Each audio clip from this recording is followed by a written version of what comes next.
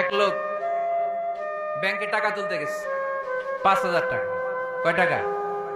তো সিরিয়ালে দাঁড়ায় আছে, দেখে তার সামনের এক লোক 50 লাখ টাকা তুলতেছে। কয় লাখ? উনি তুলবে কয় লাখ? সামনের লোক উনি তুলবে 5,000 টাকা। তো হঠাৎ করে দেখলো যে সামনের লোকটা যে 50 লাখ টাকা তুলবে ও লিখছে 50 লাখ টাকা মাত্র। যত বড় অঙ্কই হোক শেষে কি লিখতে হয়? ক্যাশের মধ্যে লিখছে, চেকের মধ্যে যে 50 লক্ষ টাকা মাত্র। এইটা দেখা ও পড়ে গেছে বিপদে। হায় হায়, 50 লক্ষ টাকা মাত্র। তো তারপর ওর চেক নিয়ে ও ক্যাশ কাউন্টারে দিছে। ক্যাশ কাউন্টার দেখতেছে উনি লিখছে 5,000 টাকা নাই। 5,000 টাকার পরে কি লিখছে?